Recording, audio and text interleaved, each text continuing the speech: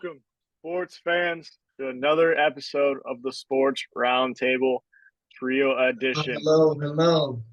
I'm your host, Rowdy, joined by my co-host, Big Boy. It's the duo edition today. Yeah, we're missing Coop tonight. He'll pop in a little bit later for his Texas rundown. But other than that, you got me and Big Boy tonight. We got a bunch of stuff in store for you. We got a little UT talk, little recruiting talk, little everything else in the football world that's going on, a little playoff baseball action. NBA started last night. We got a little bit of that. And of course, we got our picks at the end. But last week we told y'all we got something cooking up, and we're starting that tonight. Could not be more excited to have that. We're going to have the roundtable chat. And I can't wait to have our special guest come on later. It'll be our first one, but it's going to be something new going forward. I'm excited for it. So. Yeah, me too. I think it's going to be fun being able to talk to different people about their experiences in sports. If it's a coach, if it's a player, if it's college, if it's big D1s or JUCOs. So whatever it is, we're going to get a little more insight on lives of some of these athletes. No doubt. Well, we hope you all enjoyed last week's. Like, subscribe, follow all the socials, follow the TikTok. Ring that bell. Ring that bell. But with that being said, let's go ahead and go through our little pick recap from last week. I'm just going to warn y'all now. College was not too bad, but NFL, besides Big Boy, was pretty shameful. I'm not going to lie. I'm kind of a little bit embarrassed of it, but we'll start off with the NFL. All right, so we had Rowdy and Coop went 4-9. Big Boy 7-6 above 500, and then guest picker Jake, rough one. That was tough. 2-11. That definitely comes in as our worst guest picker record right there. Sorry, Jake. Then we'll go over to college. A lot better. We got Rowdy 8-7, Coop, another good college week, 10-5. Big Boy 8-7, and then guest picker Jake at 9-6. Pretty good there. Good on that one. And then to show where our standings stand for our guest pickers, not much movement. Still got Jinx with the best NCAA, 12-3. No one's been able to touch it. Then we got Kobe still with the NFL at 11-4. So stay tuned for our guest picker Jeff, who's going to be coming on later. See if he can knock those out. But with that being said, we're going to go over to Coop's Texas rundown right now. All right, we got Coop here.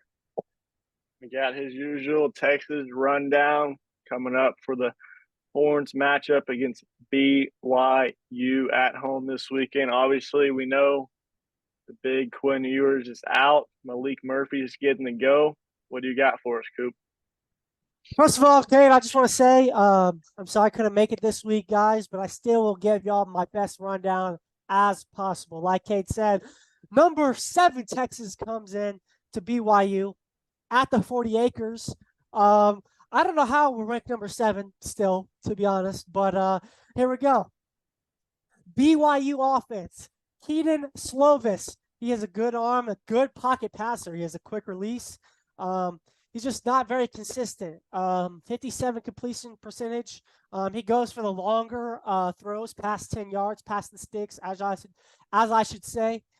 So he doesn't really extend the plays as much as we've seen or other quarterbacks in the past do. So he's going to sit in the pocket. So he's a true pocket passer. So like I said, expect a bunch of medium and long passes, and they're getting 6.2 yards a pass play. The run offense, this is the big point of concern for that BYU offense. They're 120th in the nation for run attempts, not even just run attempts. So their scheme is not to run the ball. They've had some injuries with running backs in the past.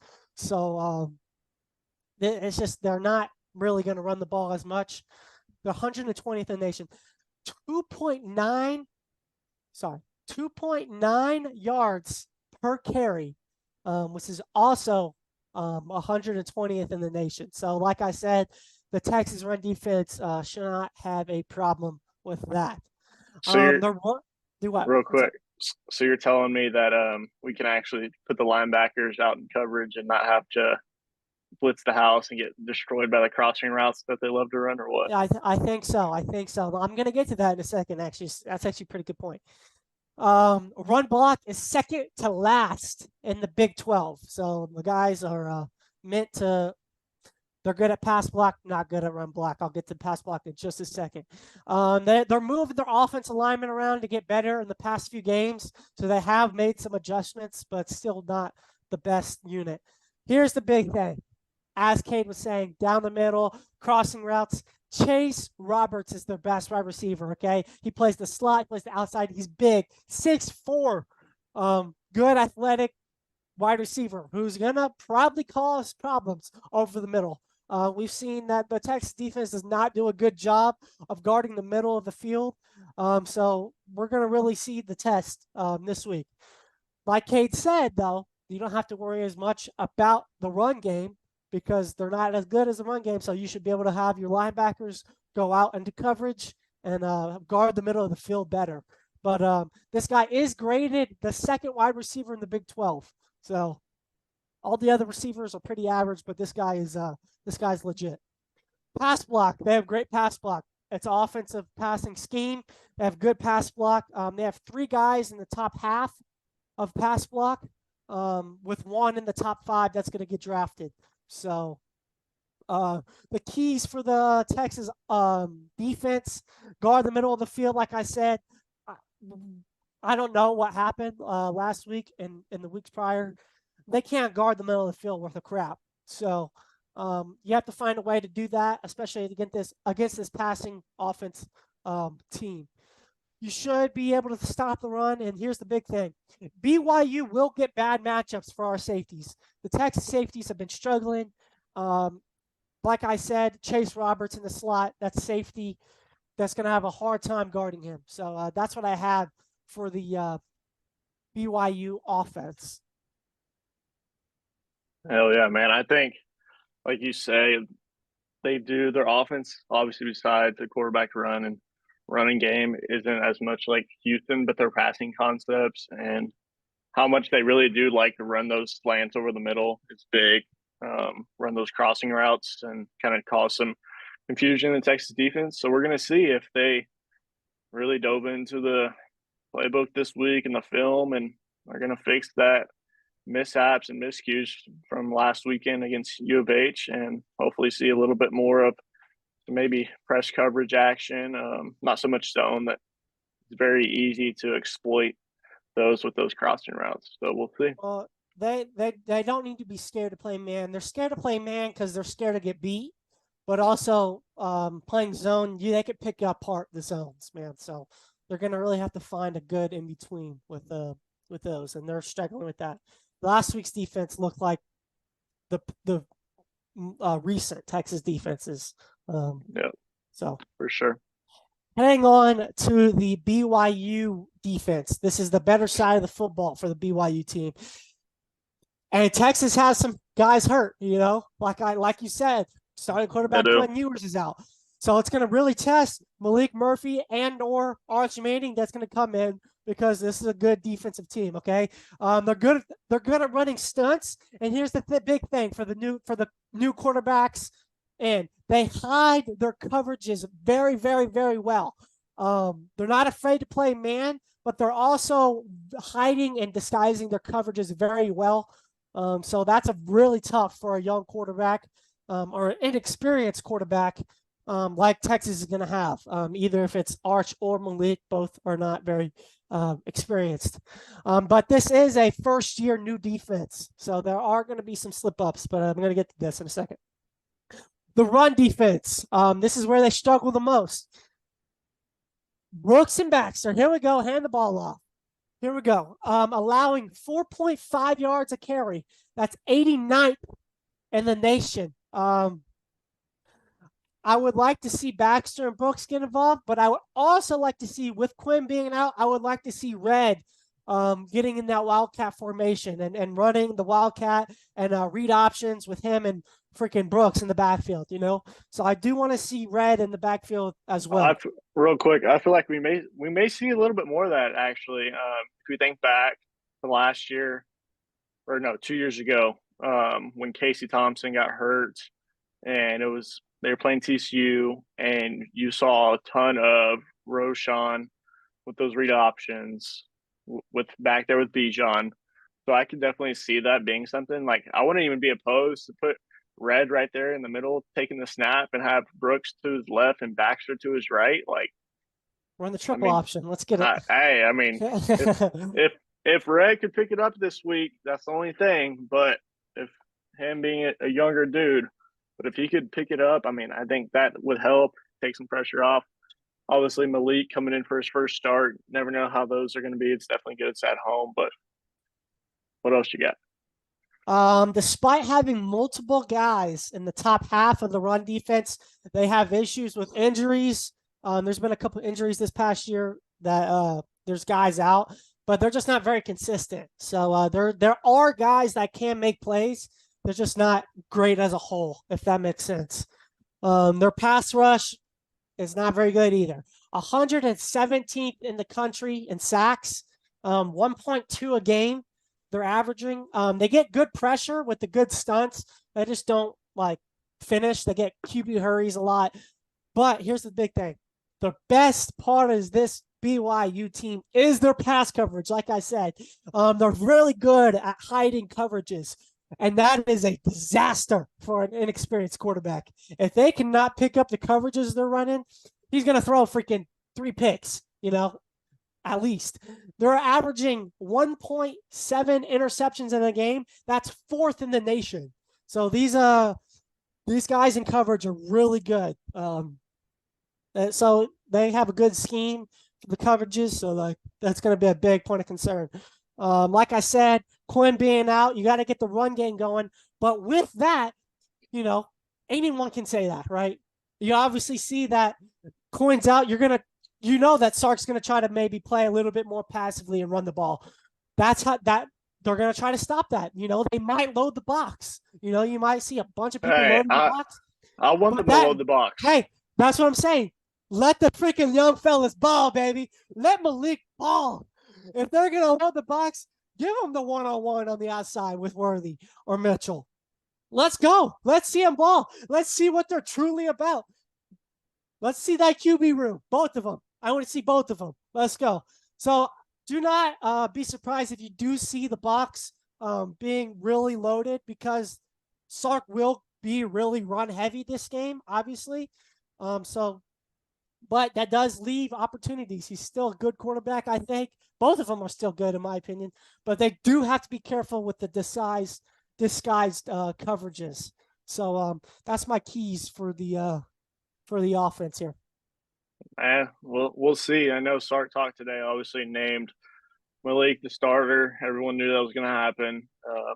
And even said Arch, he wasn't too sure what the game plan is for him. Maybe if they want to try to get him in a couple snaps, because you never know. Like, you're one play away from Malik getting hurt and Arch having to come in with no experience at all yet, like not even one snap. So yeah. I think if they can find, hopefully, a couple plays here and there to get Arch in and get a couple snaps, maybe get Malik's helmet knocked off one time, and after he trucked somebody, and let Arch go in and just hand the ball off, like just get him in there for a couple snaps. And it's the right part of the season, you know.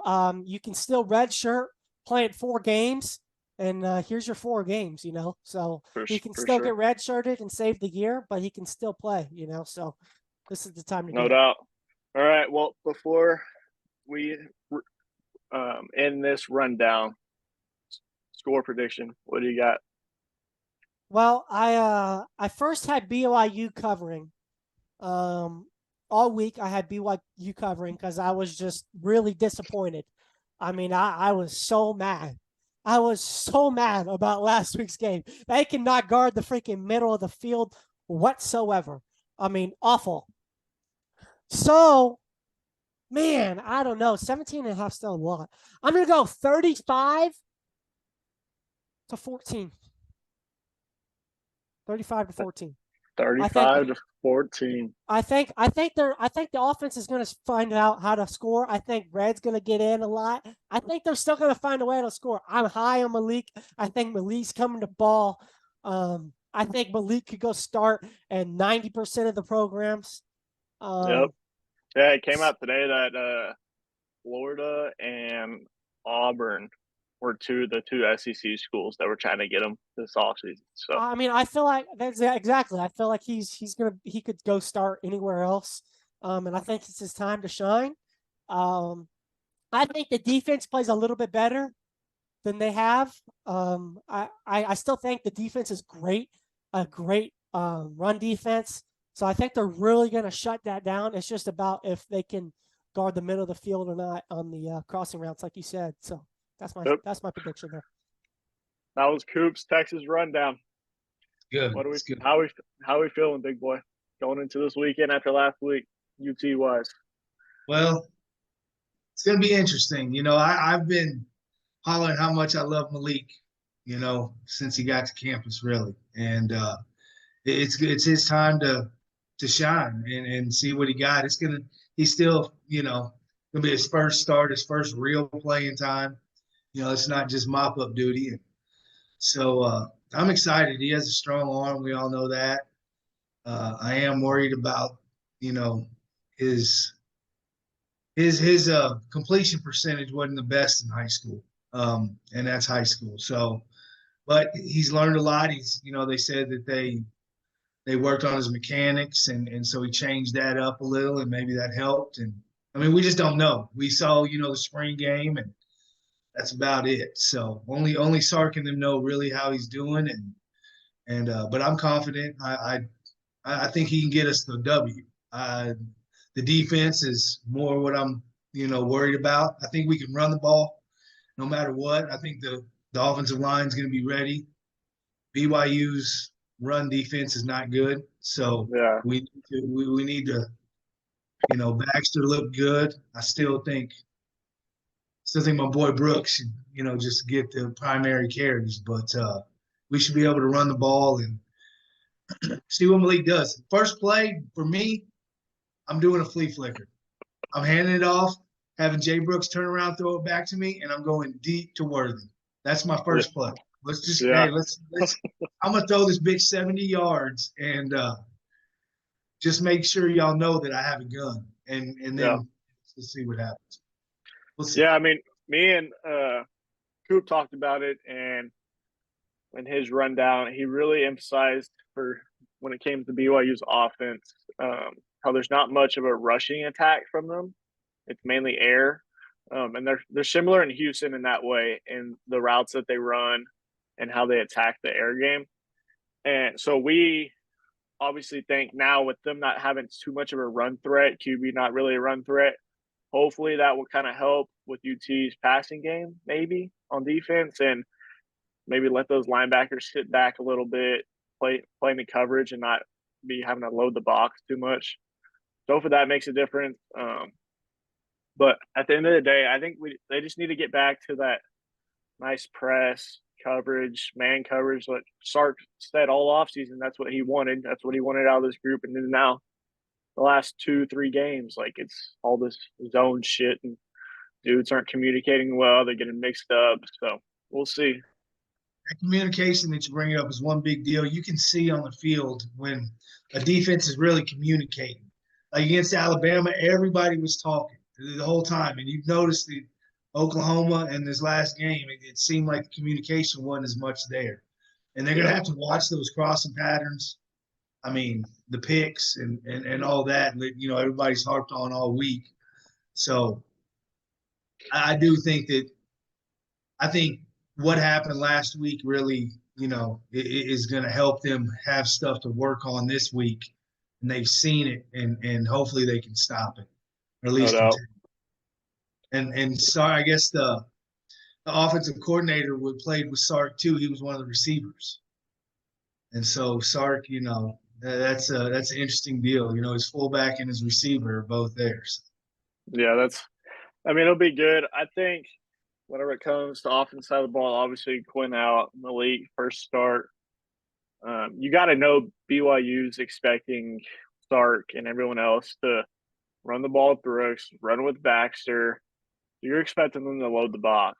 So I think if UT really wants to run away with this game, like the point spread says, for whatever reason, it should, and that they should do that. He needs to let Malik kind of eat in that first quarter. Yeah. When they load that box, let Malik throw those one-on-one deep 50-yard, 60-yard deep balls to Worthy or Cook even, because they have that connection from running with the second team. Mitchell, obviously, like let those dudes run those deep routes. And if not, let Malik be a good quarterback and see if he can check it down out to Jaywood or Sanders or Brooks. I think that's going to be the biggest thing. And what everyone's talked about is if Malik just will not stay locked in on his one target that's going deep. And if he can kind of, if it's not there, go off to a second target over the middle or out, dump it out to the side. That's going to be the biggest thing for him. But I think it's really just going to be how Stark gets him going started. If he gets him going off, I can see it being pretty good offense today for the boys, but we'll see. Stats say it should be, Yeah. What does that mean? I don't know. So it's at home, it's at home, and that's good for him. At least he's, been in the stadium a lot. So. Yeah, I think obviously being a 17.5 to now 19.5 point favorite, like I understand you're at home. BYU's not too good. Like their best wins against Arkansas, who obviously has turned this shit down. They just fired their OC this week after putting up 3 points last week. But for it to be I know like quarterback wise, like he hasn't started, whatever. But it came out today that the 2 SEC programs in the offseason that were trying to get Malik were Florida and Auburn. So, he could go and start at a lot of other schools if he wanted to. He's not scared. I'll tell you that. To me, he's not a type of player. He has 100% confidence in himself, and you hear the guys talk about how confident he is, how he's a leader, how he's he's a dog. So he's not going to be scared. He's going to be out there, dancing, talking shit, and let's see what he got something to prove for sure. No doubt. But that'll be interesting. We'll be tuned in. Nice little 2:30, 3 o'clock kickoff, I think. So couldn't be a better look up for him. There's actually recruit rides coming in. Thought this was funny today. There's a 2026 quarterback, and his name is Quinn Murphy. I saw that.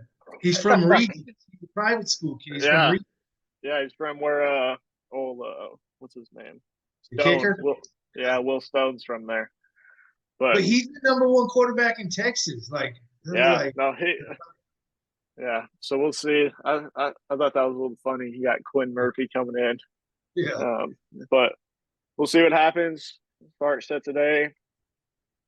There's no real plan for Arch to get into the game. It may happen. It may not. I would like to see him get in a couple plays because you never know. Like it could be one play and then it's Arch's turn and he hasn't even taken a snap yet. So I told Coop earlier, I was like, let Malik truck somebody and have his helmet just come off so Arch can come in and just at least take a snap and hand it off. Get something. But, yep. We got Coop's score prediction earlier. He said I can't remember the exact score, but it was a 21-point victory is what he went to Texas. What is score prediction wise? What are you thinking before we move on? I think about a 2-touchdown victory. So I think unfortunately they will put some points up.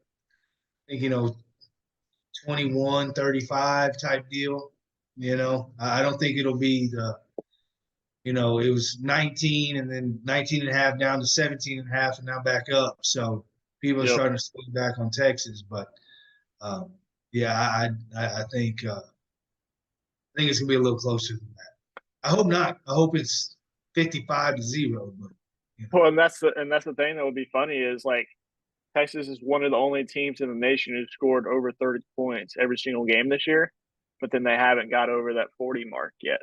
Like they've been right there every time, but I think that'd be funny if Malik can come in and the offense can turn around and go put up a good 40, 45 piece.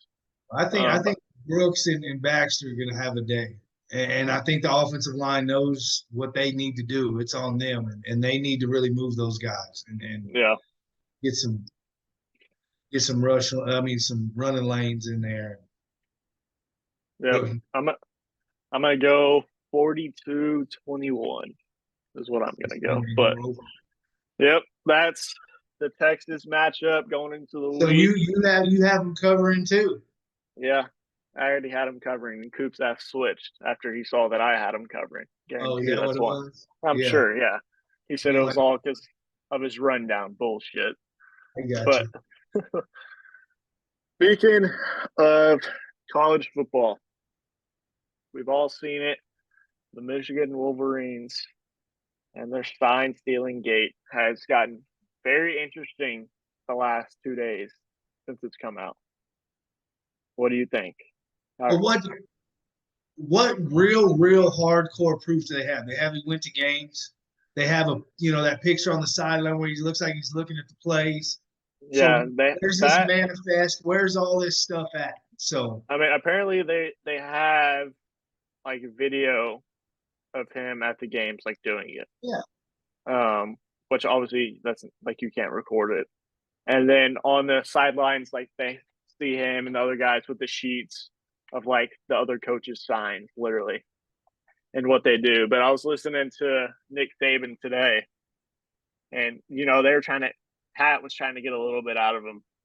But the only really thing Nick would say is he doesn't know why college football just won't go to mics in the helmet. helmets, yeah. Yep. And maybe this is what it'll take. Yeah, I mean, no doubt, I can see that happening just because of that. I figured that I already would watched have the been a same thing. interview, and they talked about the cost. Like, I guess, I mean, to me, every D1 can afford it. They should be able to afford Yeah, a system like that. Now, when you get down to JUCOs and NAIAs and stuff like that, I yeah. don't know. But So, be and that damn then expensive. yeah, and Maybe then it is. so I mean maybe, but I mean I just feel like they should just like that should be just a normal thing. Like I figured that would already been a thing, but and then a shit ton of stuff's come out today on it. It came out today that the TCU coaches learned from other staff about Michigan sign stealing before the college football semifinal, and that TCU in that almost 14-day span changed their signs, but used dummy. They said dummy, which were just their old signs to trick Michigan, and that TCU players were told to just ignore the dummy signs. Worked. Yeah, it did. Exactly. It worked. Yeah. It worked. It did work.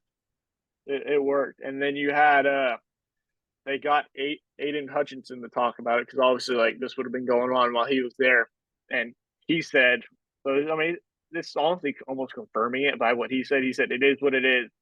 I guess time will pass and people will forget about it and move on once we're champs again. So Yeah, I that's mean, not denying it. That's no, not denying it. not at all. So it's interesting. I mean, I think obviously like you're gonna have people do it. Like last year, UT officials said that TCU just had them all from UT, but I think that was more so players over at TCU now that were at UT. So that's kind of like a fact. Like you need to change your shit up anyways. That's it. But That's Sark's fault. Yeah. yeah, no doubt. But I think to the degree and longevity that Michigan's been doing this is obviously over the top. And they said that they already have NCAA officials out on Michigan's campus now. Apparently, like usually when stuff like this happens, like it takes a while for them to get out there, and it took them less than a week. So I think it has the potential to get pretty ugly pretty fast. And then lastly on that I saw But, that but let's go back to that. So they're gonna try to have the players talk or whatever. Like, what are you gonna do? Like I'm saying, I don't know. Yeah. I I mean, mean, they're gonna have to. I don't know what they take away from it because it's not like they won anything. Like they didn't win the natty. Like it can only at the end of the day it can only help you so much. Obviously, like it gives you that advantage, but you still got to go out there and play. Like on that one viral sign or the one viral video of against Ohio State where he went up and they were changing all the plays and everyone was pointing up. That play was a touchdown pass. So like Yeah. they knew a pass was coming, but they still couldn't stop it. Stop. So at the end of the day, like yes and no, but I think to the degree that they went to, and it leads up into this too, is that it says Michigan may have attempted to assist the opposition of a potential college football playoff opponent in an effort to disrupt that team's potential path to the playoff. And it was apparently South Carolina erased the playoff hopes of Tennessee and Clemson in back-to-back weeks. So it's word that apparently South Carolina was not very good last year, and that apparently the Michigan staffer went and lended South Carolina's team with those signs, and that allowed them to beat them. And obviously that helps Michigan get in because not just Big Ten champs, like more likely you got to win the Big Ten to get in. But if those other teams fall off like they did, then they slide in like that. So I think that's where it gets a little weird and a little over the top on because we what I know think, coaches talk and staff members talk, but you know that is a little different. Like, hey, just go down there. Do you know anybody on the staff? Hey, I got a guy who's gonna come see you about something. That's crazy. So, but there's more to it. I guarantee that, like the story. No doubt. But we'll see. I mean, a lot could come out of it. Maybe some doesn't. You know, them will they'll be real quiet. Michigan side will be quiet the rest of the season. But but on that, also I had this little Texas stat I saw today on Sark at his time at BYU. Obviously, BYU quarterback, pretty good at BYU when he was a quarterback, like you said. So not only is Texas head coach Steve Sarkisian in the Texas A&M record book for the most passing yards by an opponent, 536 when he was at BYU, he threw for more yards against Texas A&M than any Aggie quarterback has thrown in the game themselves, including overtime games. So there's a little, of course, you know, the Longhorn faithful is going to find a little shot to throw at A&M at any point. So that was that little stat right there. But I thought that was pretty funny. When Sark back in his days as a QB at BYU was slinging it around, but we'll see. With that, let's see who else we got. Let's talk about you mentioned to me earlier is Dion Gunn. What is that? What do you got? I just think some people are kind of like, you know, saying, well, the mystique's gone, you know, now let's see what he really has. You know, their defense is the worst defense in Division I for total defense. I mean, the worst, 131st or whatever. But I don't think that. I definitely think I like Dion. I like what he's doing over there. He's bringing a lot of hype to it. And just, you know, there's been a lot of talk, a lot of hate on him now, you know, now that it's not going as good, you know. No doubt. Oh, yeah. I still like him, you know.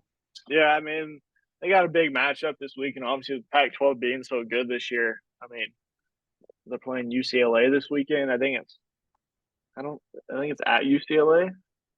But so I mean, that's another game for them to kind of show that they can kind of belong and compete in the pack. So yeah, but Chip Kelly against best defense in the NCAA in Division I is not a good combination. No doubt. He's still a great coach. Yeah. 100. All right. Well, with that being said, let's go through. Coop didn't give me his, but we can go through our updated top 10 AP teams of the week. You want to start us off? Yeah. Number 10, I got Ole Miss. Got Ole Miss number 10.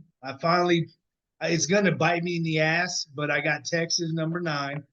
And so that means, you should put all your money on BYU this week. Number 8, I got Oregon. 7, I got Alabama. 6, I got Oklahoma. 5, I got Florida State. 4, I got Washington. I had them at 3. I moved OSU up to 3. I got Michigan 2 and Georgia number 1. You really have Alabama ranked ahead of Texas. Yeah. Right now, if they played, Alabama would smash them. Oh, 100%. and if OU played Texas right now, OU would smash Texas. You're going to have to prove to me you can stop a pass. I mean, Right. I shouldn't even have Texas in the top 10, but I just did because everybody else has a loss, and I think they have the strongest loss. Yeah, respectable. I mean, definitely probably the best one loss team in the country. You could argue probably them or Oregon. So, with that being said, yeah, but you can't say they're better than Texas because their one loss is to Texas. That was a great UT. They came out and they played a great game at Alabama. If they played the way they played against Alabama every game, we'd be talking about their number 2 or number 1 or number 3. It's Oh yeah, no doubt. I mean, they were up to number 3. They'd be smoking everybody. Yep. But that's classic UT football. It can never be perfect.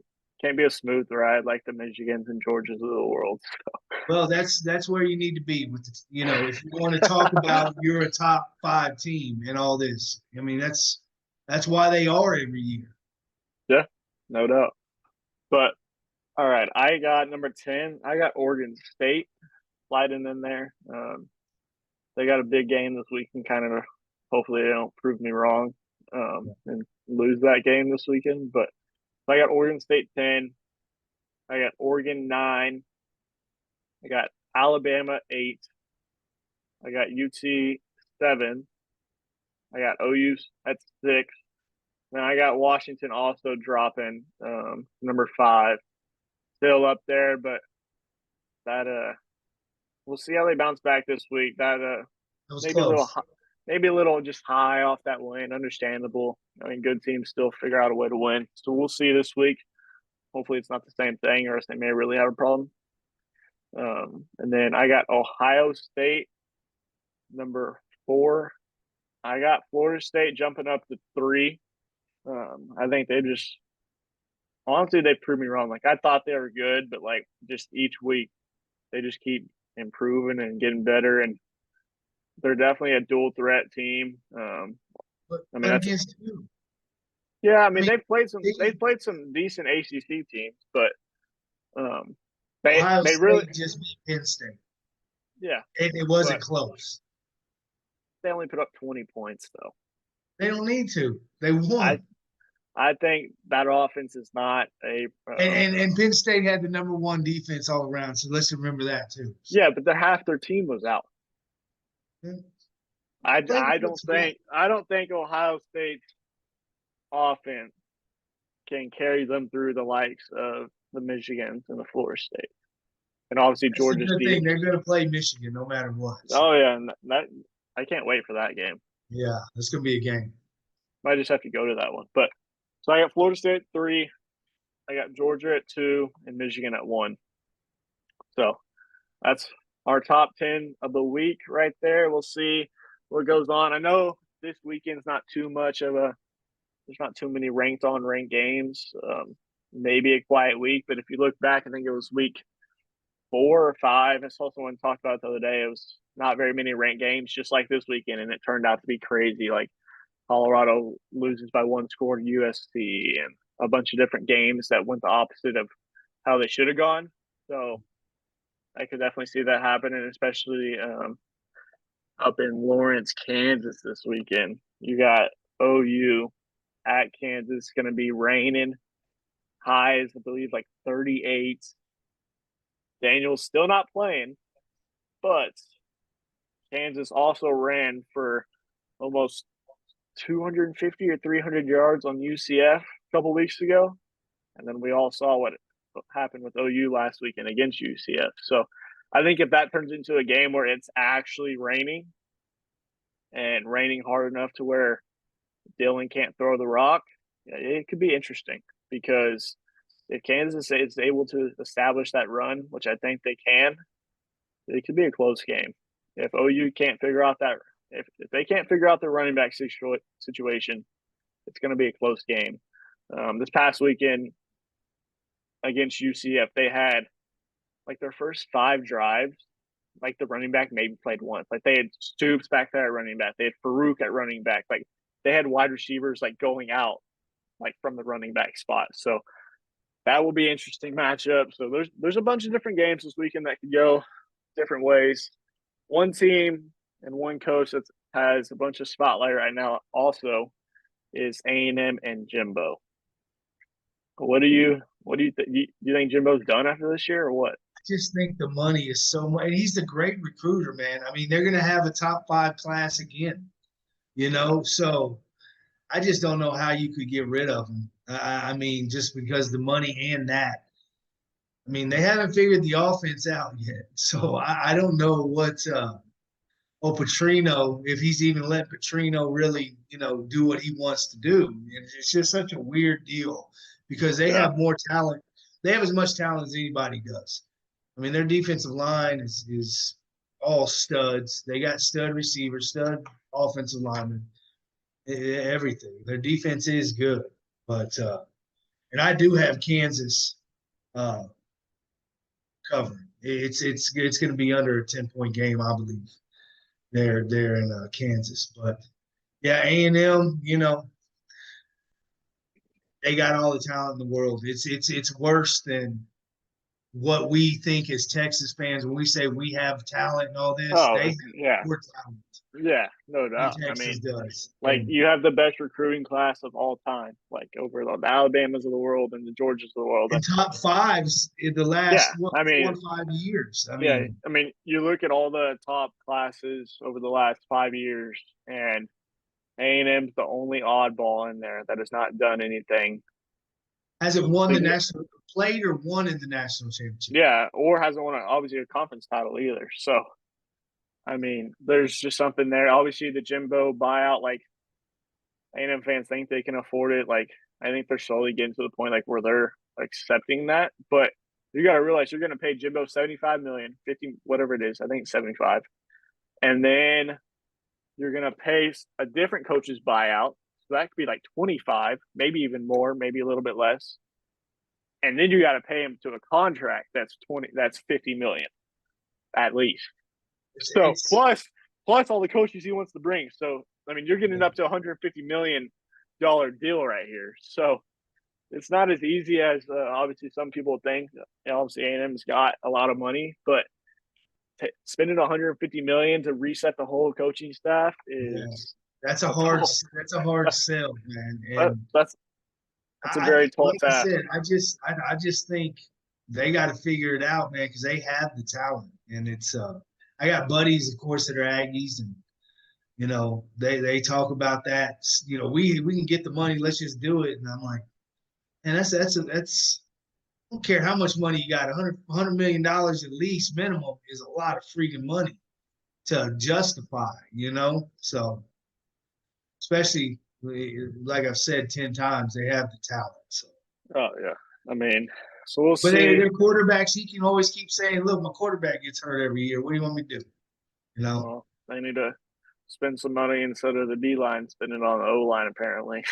Get some dudes that can – yeah. I mean, they have – their O-line is one of the worst, like, pass blocking like PPF grades in the nation. Like, their individual guys are bad. And, like, and the thing is, like, most of those dudes, like, I remember coming out of high school, like, they were big time, like big recruits, like well-known recruits, but like, I don't know what it is. Like maybe they just missed on them or they just don't, their O-line coach or whatever it may be. I don't know what's going on, but it's bad. So we'll see. We'll see how it goes. Real quick, before we bring on our special guest picker of the week here in a couple minutes. UT, we haven't talked about it too much when it comes to the recruiting side. We'll really start getting into that once we get closer to the off season and National Signing Day. But they did have a very big commitment the other night, and 5-star Ryan Wingo from St. Louis, Missouri, number 1 wide receiver in the nation, top 5 player nationally, no matter position. It was a big commitment. I mean, obviously, you got Whittington leaving, Worthy's probably leaving, Mitchell should be leaving. Like, you got your 3 main dudes leaving, so you need some 5-star dogs that can fill it in. And just that recruitment as a whole, as the people know who follow it, we can get into it a little bit. It was definitely a weird, sticky situation between Texas and Missouri. He gave Texas a silent commitment earlier in the year at the Wyoming game, about a month and a half ago, probably. I think that's probably when it was. And then it came down to like the last 2 weeks, it was all Missouri, like lock Missouri. Then morning of commitment day, the reason why he moved up his commitment was to go and commit to Missouri early, hometown kid. They're having a pretty good year. And then, little do you know, fix the horns at the table. I didn't expect it. I had told you a million times, like, he's going to Missouri. This is done. And Sark don't quit. I mean, Sark's a great. He seems to flip these guys at the last minute. Now it's not signing day yet, so we still have to get there. And I did not like the comment his dad said. It did not seem like his dad was on board with UT. Is it like, it ain't signed yet now? And maybe it's a play between them to get more NIL, all that kind of stuff. I mean, it's a game now, and yeah, no doubt. Some of these kids, and I know Missouri has a different, not weird, but an NIL deal where you can get paid once you sign your letter of intent, so it's a little different than Texas. But from what I heard, that he could come, after this semester, that he's going to be early. Yep. He should be there come springtime. So we can hold on for about 2 months, Yeah,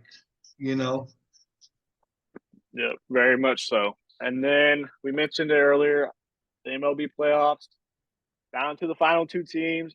We got the Rangers, who knocked off the Astros, obviously, and then the Diamondbacks kind of more upset. Not really a public nationwide team, I would say. Knocked off the Phillies. Both teams last year over 90 losses. The year before that, over 100. So I like it, honestly, for the game. Arizona's got one of the lowest payrolls in the league, and they just knocked off all these powerhouses that have all these freaking $300 million payrolls. So that will start tomorrow night. But I love it. Yeah. I'm not the biggest baseball guy, but I like the Astros, and they got beat. So, we were watching that the other night, and but I'm rooting for the Texas team for sure. The Diamondbacks, they're young, and they could be somebody that's gonna be in contention for a while. And I saw a thing where the pitching coach used to be with the Astros, and he brought up a lot of the Astros guys. He's a real good pitching coach. He even has ties to Central Texas, like coached at a high school around here. He's friends with a high school coach. Maybe it was Driven Springs. I don't remember, but he helped them kids, and they did good. They made a run to state. All that just to help, not on staff. For sure. Well, and that's the thing too, is both teams, like, they got those young dudes, they got their vets, but both teams kind of balance each other out. Diamondbacks bullpen pitching is just filthy. They got the young hitters, Corbin Carroll. And then you got the Rangers, who are bats are just insanely hot. So it'll prove a good matchup, but their pitching's not strong. So yep. Come next week at this time, we'll see who's leading the series going into the final. Series may be over if one team just comes out and blows the other one out, but it's time. We got Jeff coming on. guest picker of the week, Longhorn fan, just a big football guy. So we're going to be bringing him on right now. We got Jeff, guest picker of the week. How we doing? What's up? What's up? Hey, before we get started, I got something for you. I don't know if you saw this or not. You probably did, because I know Big Boy, he knows that anytime you get anything, we get something before we even know it happens, right? So there's this guy, he's in jail, right? $10,000 bond. This recorded. He calls his bookie instead of his lawyer, right? Yeah. Places down. We're talking the Jets the other weekend, and we're all these money lines, and all the way. By the way, hey, we're gonna parlay all this, okay, cuz? And then he keeps going. He gets like 4 deep, and then he throws out, I'll take that Phoenix team, that WNBA team. You know them? Yeah, give me them too. We're gonna parlay all that shit. Oh yeah. They win. He hits it. 13 grand. 28 grand or something. Yeah. They say he Dang. needed 10 grand to get out of jail, and he hit 13. Yeah. See, Big Boy remembers that one. That's That crazy. is. Yeah, that was insane. But Now, you guys pick a lot of damn games now. I mean, gonna lie to you. Some of this I don't even. Shit, I Just wouldn't. guess. Flip a coin. Well, here's the thing: is you look at some of those leaders on this little podcast thing, and you're like, well, how in the hell he just picked 9 and 2? yeah, He must have been the coin. So exactly. who knows? I went ahead and I tried to look at them all, but we got a game on right now that I'm missing. So let's go. All right. Oh. First one, you got BYU plus 17.5 versus Texas. Well, I don't know how much you want me to comment on each one, but we'll go fast. I'm going to take the points. BYU, just because I'd love to see Big Boy throw that thing all over the yard. We all know that. But, I mean, what about the defense? That's a lot of points. Here's the thing, though. I remember I heard this on the radio. That's the only reason I know it. BYU leads the nation in turnover margin, meaning they take the ball away more than any other team. So you got these 28-year-olds with wives and kids that know how to steal the ball away from you. So, big fella may let loose the ball once or twice. I don't know. I'm going to take BYU in the points. All right. Then we got OU minus 10 at Kansas. Okay, I got one question. Is the quarterback from Kansas playing? Nope. Daniels is out, but it is supposed to be raining, and the high is 38. I'll take Kansas in the points. Just like I had written. I didn't care who the quarterback was. I ain't picking Oklahoma for shit. I don't care if I got Oklahoma in 10. I still ain't picking Oklahoma. Next. There you go. Oh, by the way, just go on down the line. A&M, you know what? I can't take them either. So give me South Carolina in the points. That was the next one. Perfect. All right. After that, you got Clemson minus 10 versus NC State. Okay. I don't know if you guys heard this about Jimbo. Not Jimbo. Dabo. Listen to this. Dabo was recorded at the press conference. He threw his young quarterback under the bus. He was talking about, no, it was supposed to be a handoff. No, the play was a handoff. And, I don't know if y'all saw the play, but Klubnik goes for the end zone. They got beat by Miami. He goes for the end zone, and he doesn't make it by about an inch. They lose the ball game. He blames his quarterback. Well, screw him. I'm taking NC State all day. All right. I like it. Next one, we got Georgia minus 14.5 at Florida. I have no idea who Georgia is. I know they whatever, but that's 2 touchdowns if I look at that correctly. I'll take 2.5 touchdowns. That's fine. All right. I'll take Florida. Florida it is. And we got probably the best game of the weekend. We got Oregon minus 6.5 versus Utah. Best coach in the nation, in my opinion, coaches for Utah. I don't care what you say. Hey, I'm going to tell you what, Longhorn fans, you be careful of that guy from Utah taking over a Texas A&M program. Woo! Best coach in the nation. I'll take Utah on the points. All right. Next, we got a big ACC matchup. We got Duke +4 against Louisville. Okay, is Duke's quarterback playing? That's the other question you got to have, right? Do Yep. y'all know? I don't know. I don't think he's playing this week. Well, I'm still going to take Dukies in the points. Just for the old basketball school, you know? Yep. Oh, yeah. All right. Then we got Tulane -10.5 versus Rice. Well, I really don't really care. So whatever. Any team that's you know what? I'm gonna take Tulane. Green Wave, they're always hanging around there at the back end of that top 25. Oh, They're yeah. a good team. They may run the ball all over Rice, and they may hold the ball too. So I'll take in the next game, I'll tell you right now, I don't think USC will lose this week. I know the defense is terrible, but I think, Mr. Wendy's slash what else does he do? Honda or what? I mean, he has all these commercials now. I'll take him at -11. All right. Take the USC. Then you got Tennessee -3.5 versus Kentucky.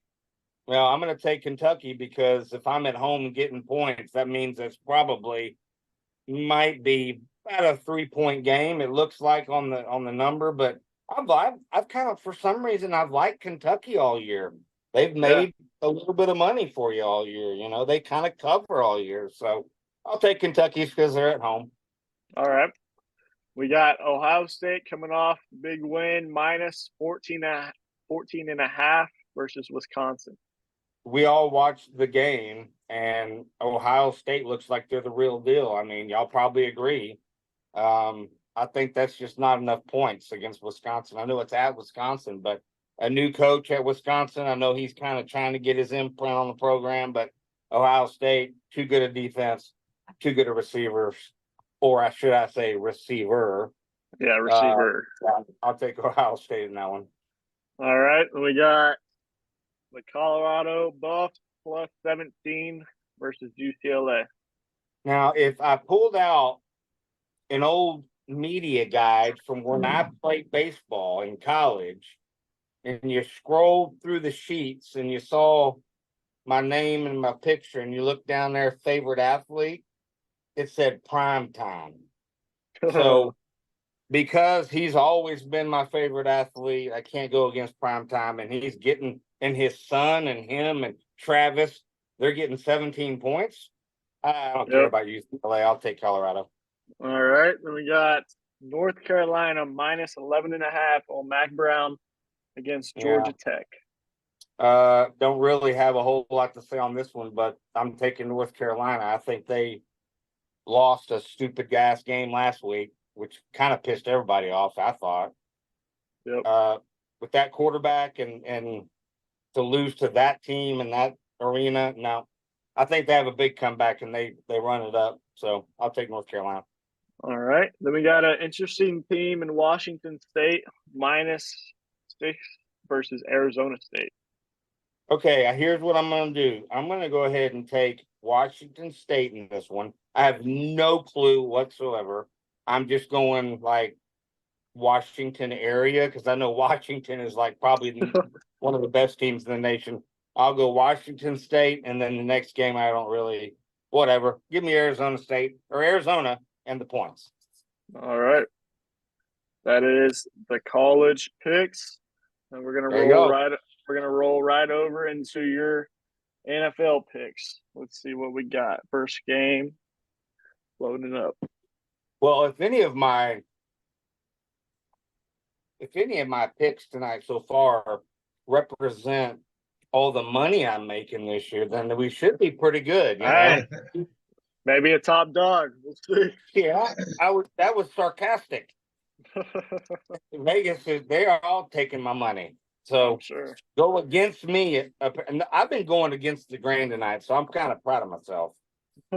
I'm normally a favorites guy. Yep. All right. First NFL game. NFL. You got Patriots +9.5 versus the Dolphins. For me, it's a lot of points, but I kind of dig the head coach. for the Dolphins, and I kind of dig Tua. And I kind of dig them kind of coming back a little bit from last week, and the Patriots kind of living off of last week's win. Yep. Give me the Dolphins. All right. Then we got the Jets -3, pretty much at their home field still against the Giants. Right. Yeah. I'm going to take what you kind of look at the Giants, and I think they may have won with Tyrod Taylor, took them down the field or whatever. And Yep. but the Jets, you look at, they're kind of starting to reel that guy in a little bit, it seems like, and letting their defense play. I'll take the Jets -3. All right. So we got the Jaguars -2.5 against the Steelers. All right, Kate, if I ask you, and Big, where's Cooper tonight anyway? I had a joke for him tonight, and he's not even here. He bailed on us this week. He's at a Parker McCollum concert.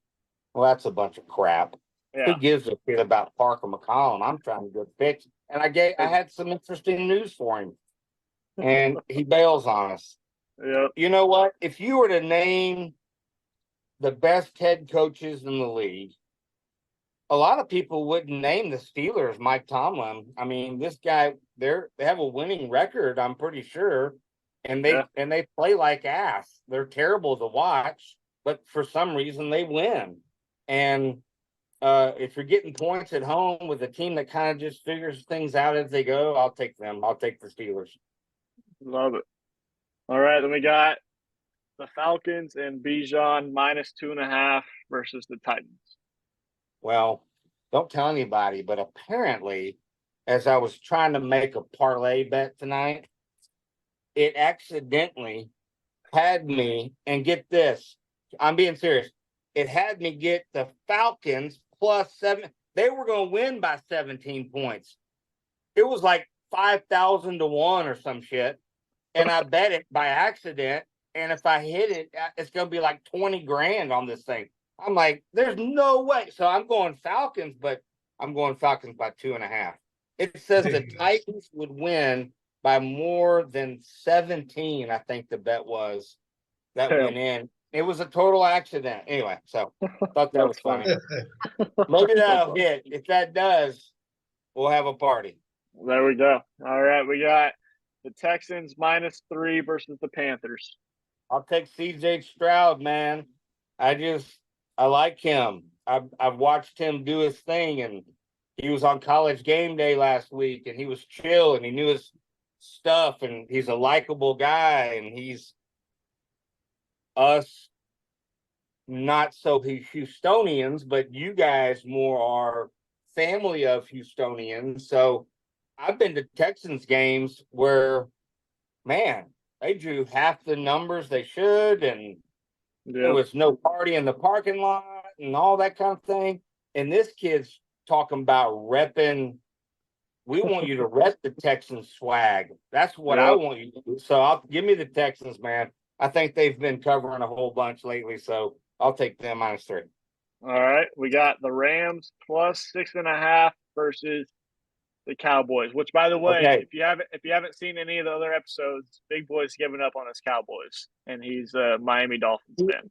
Okay, so I'll be really honest with you. I haven't seen one episode yet, just because I grew up listening to you and your brother talk football and this and that, and I know what you're going to say, so I don't, whatever. So here's the thing about the Cowboys in this week, and Big Boy, you got to listen to this, because this is just for you, just a little nugget, and I'm not bringing many good nuggets, but here's one. Anytime a head coach has a brand new baby the week of the game, I ain't taking his ass. We know as fathers what's going on and what happens, and it doesn't matter what your job is, you around that kid, and that's just it. Give me the Cowboys by a bunch, because those Rams, they ain't gonna be on point, because you know what? Their head coach is thinking about his brand new baby and his hot ass wife, by the way. And he's gonna be thinking about them all week, and he's gonna have to fly to Dallas and play them Cowboys. Nah, Well, I do like Cooper Cup and the what's the guy's name? Bajudo, what's his name? Puka. Puka. That talk about fantasy. That dude's something else. Okay, moving on. Yep. Give me the Cowboys. All right, then we got the Vikings in a pick'em versus the Packers. You know what? I watched the Vikings last week.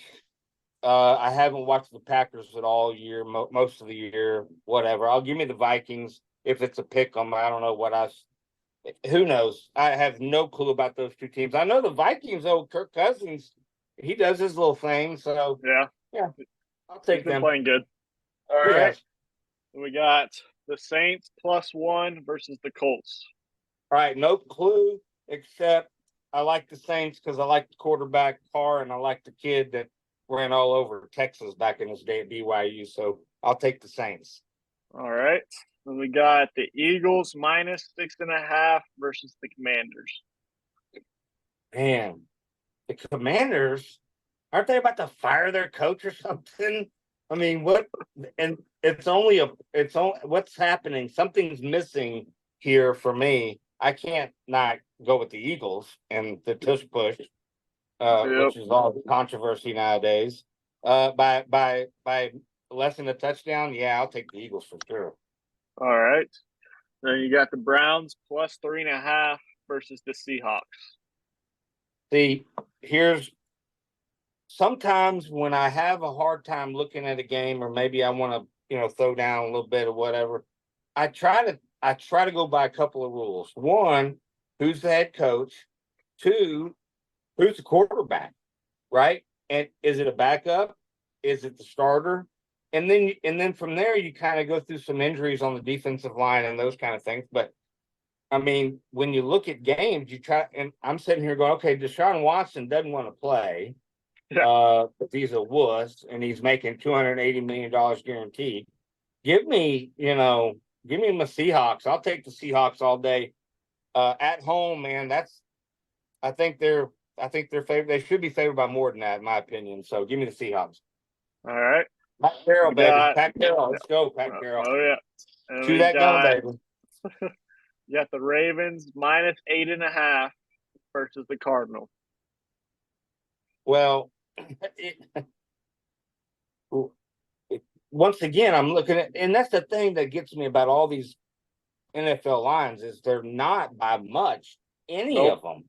So Never. You're like, okay, I get it, but you're looking at this game and you're like, okay, well, the Cardinals stuck. The Ravens are on the up, the new offense and their quarterback does this thing. And you're like, okay, you look down, you're like 8.5. Well, God dang, they should win by 20. That's the way I look at it, right? So give me the Ravens. They should win by 20, but they probably won't.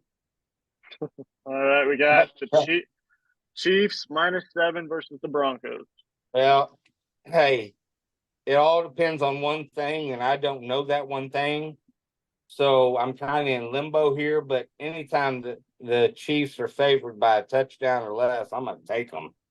Yep. I mean, you can't not take them. And what's going on over there in the Mile High Stadium with the quarterback and Sean Payton, and it's just a mess, right? So you're looking at this, it's like, is this a trap game or do you bet this way? I think I take it all out. Once again, I look at the head coaches and I look at the quarterbacks.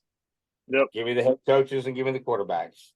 All right, we got three more. We got the Bengals +5.5 versus the 49ers. Some say, not many, but some say the 49ers are going to start their best quarterback in the organization. Think about that for a second. Yeah. Some people are saying that shit. It's crazy, right? Sam Darnold, the quarterback, he's better. He's a better Sam Darnold. So we'll see. But the weapons and the defense, and I don't know what Joe Burrow, who knows, right? Give me the 49ers minus. All right. Hello. Oh, there's your dog over here running in my garage. Hey, we're almost done. Just give me a second. Got the Bears +8.5 versus the Chargers. The Bears, didn't they just win a game and they have the first two picks of next year's draft? I mean, what do you do, right? You have this Ohio State quarterback and Fields, and you go and win this ball game. What they did last week just throws me off completely. Now they're going to get points at the Chargers, and trust me, I think the best quarterback in the league might be with the Chargers. So, okay, quarterback, head coach. I can't take the Chargers. That guy's such an idiot. I can't do it. I have it highlighted. Take the Chargers. I just can't do it with that head coach. I'm sorry. Give me the Bears. Give me the Bears. That guy, right. Bailey, is that his name? That guy is a Yep. tool. Hey, you could coach the team better than this guy. I'm gonna tell you, this guy is something else, man. Hey, it's fourth and 2. You're on your own 15, bro. Yeah. Pump the he goes for it. Yep. Anyway, all right. Then you got the Raiders. Raiders +8 versus the Lions. Well, once again, I look at the head coaches. I like the guy from A&M, right? I like the guy that has got his team kind of believing in that, biting that kneecap off mentality and that kind of thing. So, hey, give me the Lions all day, man. -8 at home. That's a little more than a touchdown, but I don't think the Raiders have it. All right. Well, that is the guest picker, Jeff's picks of the weekend. Stay tuned for next week's episode to see how he fares. Good luck Go with opposite. your picks. Go opposite. Go opposite. You'll probably win a ton of money. Good luck, man. Thank you. But we appreciate you, and awesome, man. Glad to get on with you. Yes, sir. We'll see you. Thanks a lot, Jeff.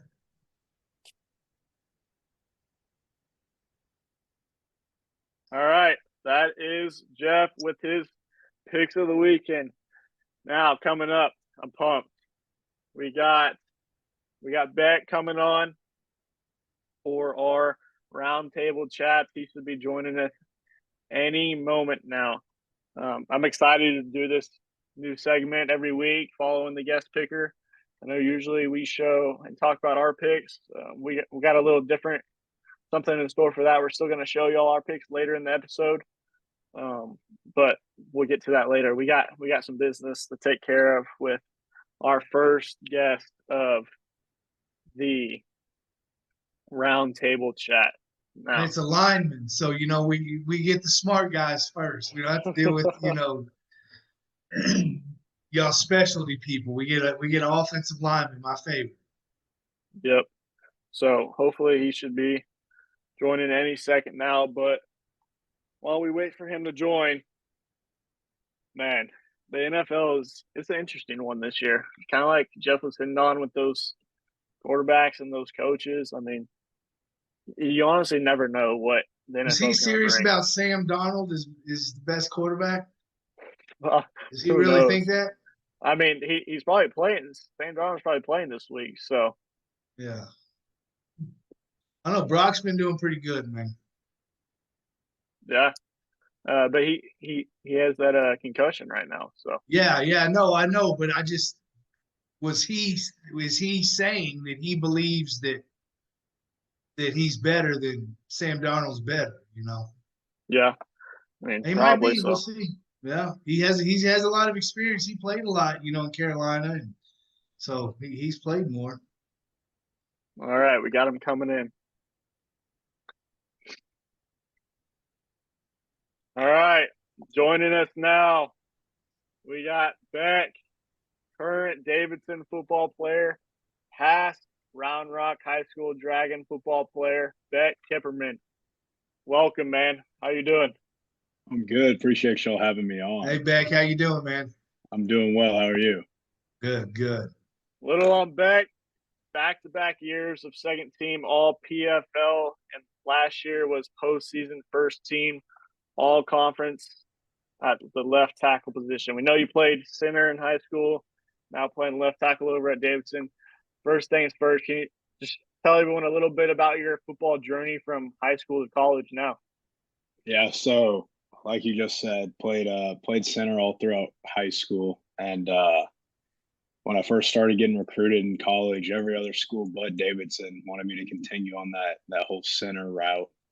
But I mean, I guess Davidson saw something else in me, and we run a different kind of offense here. It's called the spread option. So a lot of moving parts, similar to the triple option, but we'll throw the ball a lot more. A lot of different moving parts there. But yeah, they saw something else in me that made them want to move me out to tackle, and the rest is history, as we know. And I really enjoy it a lot more than center. To be fair with you, it's a lot less stressful having to put a ball between your legs and get to the quarterback every time. I'm sure that's awesome. Well, usually we have Coop on here with us. Unfortunately, he had a Parker McCollum concert that he ditched us for That's tonight. understandable. That's understandable. So it's understandable. Let's see. He did leave a message for you and with a little question for you as well. So let me pull that up real quick. What's up, Beck? I'm so sorry I couldn't be there in person for this great interview, but I just want to thank you for coming on and being our first guest for the Round Sports Table Chats, and I can't wait to see what you do in the future, man. I have one question for you. Going back to your senior year of high school at Round Rock, I was a sophomore, you were a senior.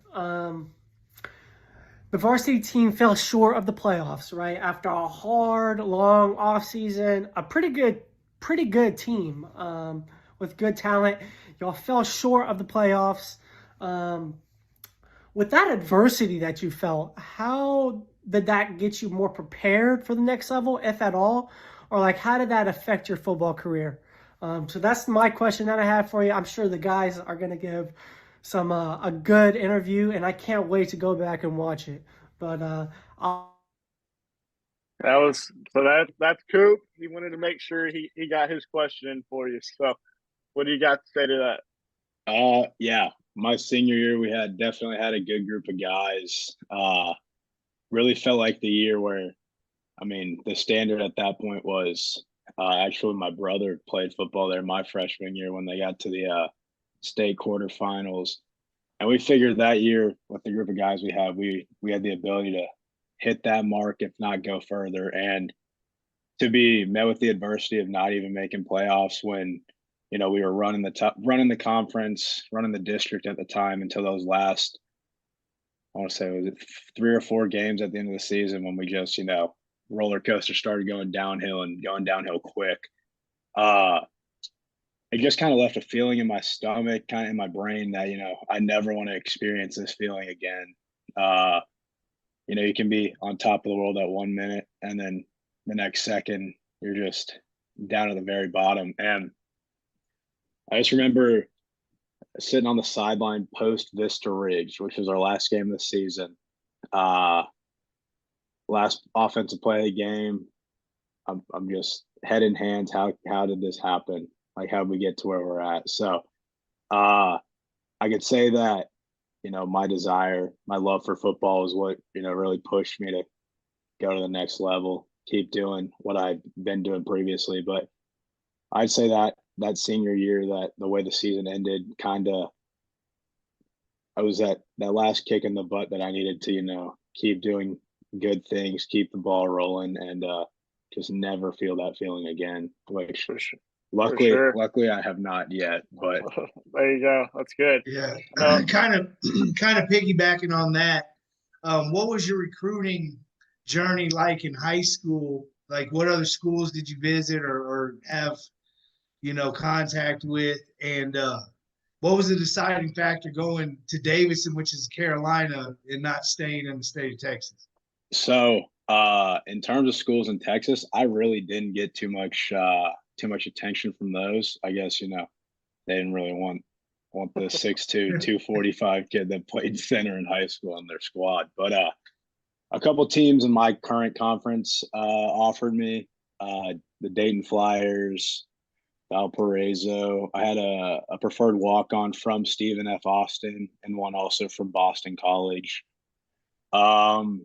But I mean, the main factor that got me to go to Davidson was, one, my brother. He also played football there. So my freshman year, in the heart of COVID, he was a senior and he played center for Davidson. So I got to play one season of ball with him, which was, something I always wanted to do. Yeah.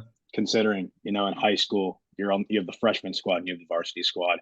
and the likelihood of you playing on varsity your freshman year is little to none. Slim. So Yep. I finally got the chance to do that once I got to college, and then the academic part of football is something you don't hear a lot.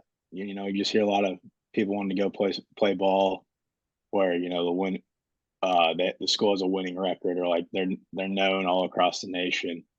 I'd say Davidson's known across the nation academically, and that was something that really drove my recruitment there, and the ability to get a powerhouse level of academics, along with a football team that's on the rise. And my time being there, we've won the conference championship twice, and we're looking pretty good this year. I think I made the right decision at the end of the day.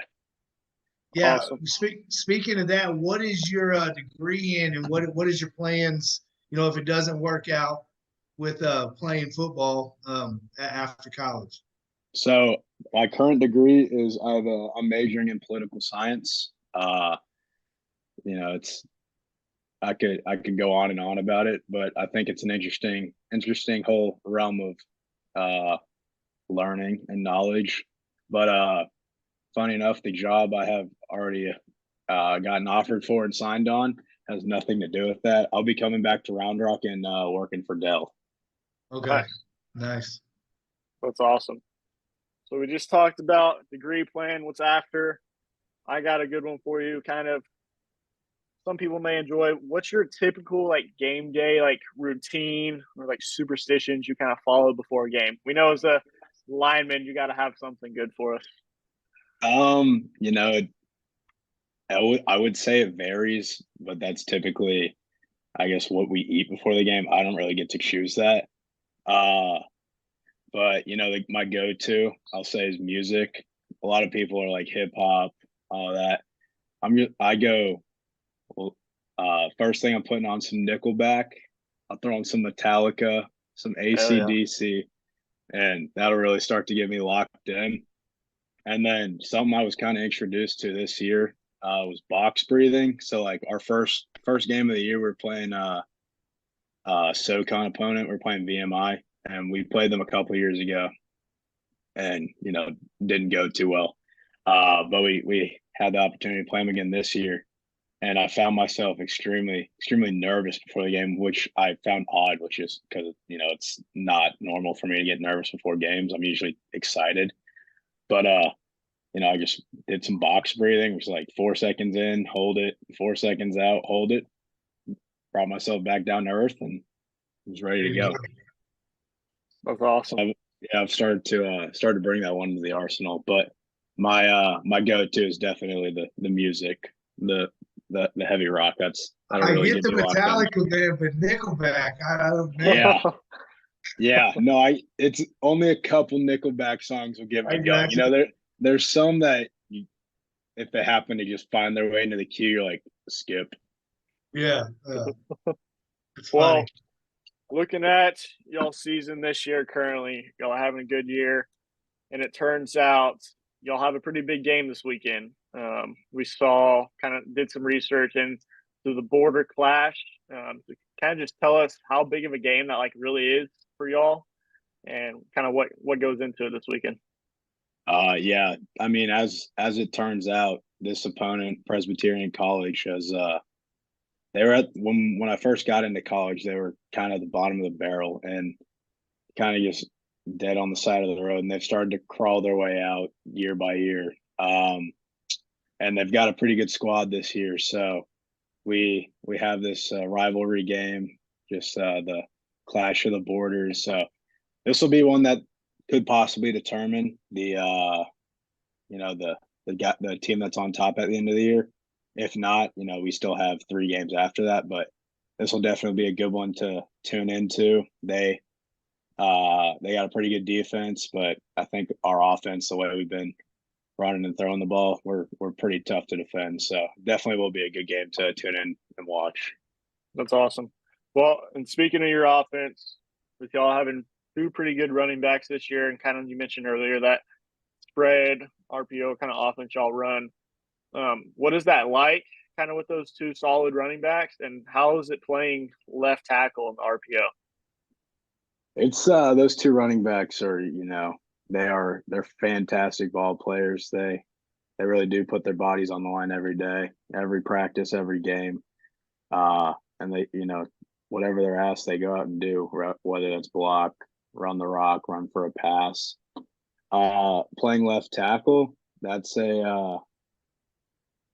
it's an interesting task to say the least, considering, one play might be just straight up base blocking someone, and the next play could, be a lead blocker on an outside run. So it's I love the change up from center, as I was in my past playing years, to tackle. It was very much welcome, in my opinion, because I think I truly get to show off my athleticism. But yeah, I mean, I can't ask for much more from my running backs, and I enjoy playing left tackle. Did you make that move as a freshman, or did they move you when you got there? Yeah, I was a freshman. And they recruited me they told me that I wasn't going to be playing center, and they'd moved me out to tackle immediately when I got there. Oh, that's good. So besides football, what big things do you do outside of football to unwind and just hang out, or what? Yeah, I mean, I'll hang out with friends, the family, but I'm a pretty big golfer. Love golf, love getting out on the course. I find it a great way to unwind and just kind of put the world away while you're out on the links. Haven't been able to do it as much, obviously, during the season. But in the off season, I'll definitely be getting some range sessions in, playing when I can. And I also enjoy fishing. Once again, can't do it as much as I'd like to. And the bass just out here in North Carolina aren't like the ones back home, for sure. Yeah, I'm sure. That's awesome. North Carolina got some pretty sights to it, though. Some pretty places, man. It's Absolutely. Yeah, Davidson's right on the Lake Norman too, so it's beautiful. That's awesome. Nice. Well, Curry ever come back? He actually got his jersey retired last year. There was a big ceremony for him. Yeah. I didn't get to go. I had class. It was actually terrible. Damn. I felt like probably one of 15 students that didn't get to go, but Yeah. I heard it was awesome. I'm sure. Well, speaking of kind of obviously played at the Round Rock, Coop lit that up. Have you been following anything for them this year? New head coach and Coach Moore, anything like that? I've followed him a little bit. My younger brother plays football there still, and funny enough, he plays center as well. I haven't been keeping up with him as much as I'd like to, just because of how hectic this year's been. But yeah. I mean, I think the team's in good hands. Once the first year as a head coach is always tough. You got to rally the troops and everything. And I mean, he's been there, but moving from DC to head coach is definitely a whole different beast. So, I mean, I think he's got the support staff around him to do good things, and I hope for the best for them in the future. And I plan on going to some games once I'm back in Round Rock. For sure. Is the youngest brother the best, like usual? Is he the dog out of everybody, or what? My mom would say that. Yeah. I'll keep those opinions to myself, though. Yeah, exactly. That's awesome. Well, we got time for a couple more. Kind of just high school, college. What has kind of been your favorite football memory or like proudest moment in your career so far? Obviously, this coming up to your last year, but so far past college or even back to high school, what's kind of been that moment for you? Man, you got me thinking now, Cade. I'd say I'll separate it into two categories. I'll do a high school and then I'll do a college moment. High school, I'd say my best memory, football wise, was there was this one morning practice, and Coach Johnny Carter told the offensive line that we are like the juice of the team, like my senior year, and like whatever we do is how the team reacts. So we all got together and we decided to each of us bring a gallon of juice to practice. And to say we didn't get yelled at a little bit for being a distraction is one thing, but no, that's a memory that definitely sticks. Won't ever be forgot. And then another one on that is getting elected team captain at the end of the year in high school.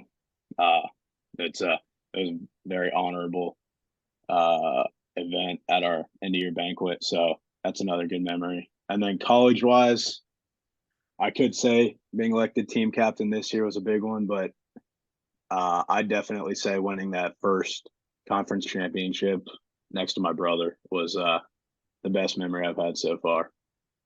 You've That's won awesome. 2, right? Yep, I won one my freshman year and then my sophomore year. Unfortunately, fell a little bit short last year, but we're looking to get back on the train this year. What was it? I saw there were 2 of them in 21. Was it a COVID deal where y'all played spring and? So yeah. So my freshman year, the season got canceled in the fall, so we played it in the spring, and then so we won that spring, and then we won again in the fall of 2021. That's a lot of football in a short amount of time. Oh, no kidding. Yeah, my body was definitely feeling it after that year ended. Yeah, I bet. Well, that's badass. But hey, man, we appreciate you coming on and being our first guest on the Roundtable Chats. Hopefully, going to get a bunch of other ex-Round Rock high school dudes and even other just football players in. I know next week we got your buddy Trey King coming on. Nice. So we'll have him come on next week, and got some other dudes lined up. But we appreciate you coming on, my man. Yeah, appreciate y'all having me. We're getting some of my old men too. The guys Heck that yeah. graduated in '97. There you go. Yeah, there you go. But appreciate y'all having me on. This was a lot of fun. Awesome, thanks a lot, man. Good luck this season. Good luck. Appreciate it. Y'all have a good one. You too. All right. That's Beck, Davidson football. I love it. That was great. Man. That was a good interview. Good kid. I love it. That's my new favorite topic, or new favorite segment we got going into every week. Like I said, mentioned it. We got Trey King coming on next week. Graduated with Beck. Kind of similar storyline. Yeah, he's brother went there too, and that's pretty cool, man. Yeah, so great dude. Got to be with him a couple years in high school and watch him play, but that was awesome. But for now, we're gonna go into. I mentioned how we're gonna do our picks now. So let's go ahead real quick, and before we bring Kobe on for Kobe's locks of the weekend, and remember, and remember, he's got apparently some stuff to say about the Houston Texans and their schedule. So, but before we bring him on here in a couple minutes, this is how we're doing our picks now. Leave it on for y'all to see for a little bit. College picks. So Coop changed his last minute. So Coop is, instead of BYU, he's now UT. Big boy, what's one lock you love about all those picks you got right there? I have 2 locks for the college here. All right. I have Florida plus 14.5.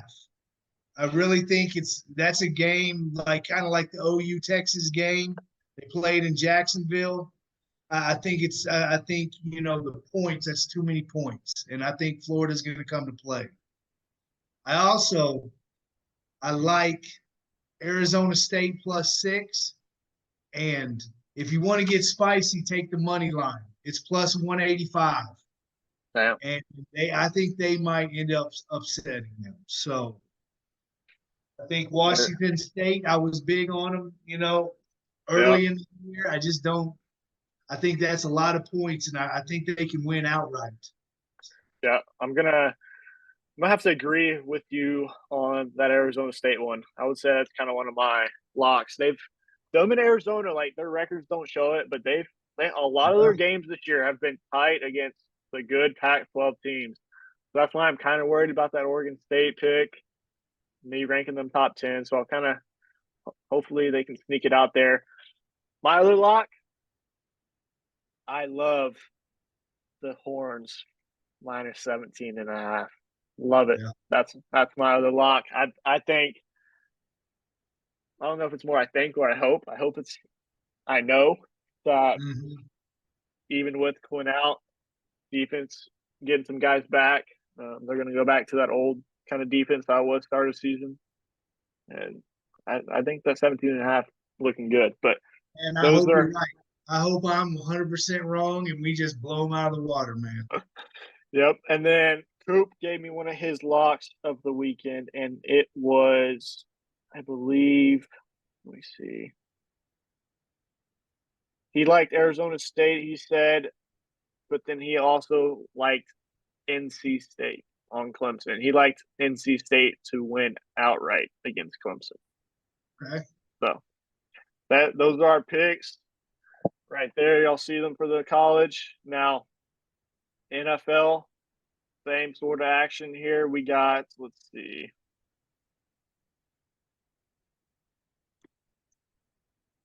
NFL, same ones. Who's your lock? My lock is the Bengals plus 5.5. I think Joey B is going to come in and do work. I I like really, it. I don't know if they'll win outright, but I do believe the 5.5 points is a lot of points for Joey B. I like that one too. That was going to be one of mine. I'll also go with the Ravens, man. They're just last week. They looked so good last week. That They was a looked so statement good. win against like a Lions team, like who's actually pretty good, Yeah, and that was a statement win. they smoked them. I mean, they just ran all over them. They killed them. So those are our locks of the weekend for our I kind of picks. like what Jeff was saying about the Cowboys and Rams game. I didn't think about the baby angle. Yeah, No, it's pretty. I, Or he's I gonna be didn't. so pumped up, like, hey, I, let's win one for little fucking dipshit, whatever his name is. So yeah, I didn't really think about that either.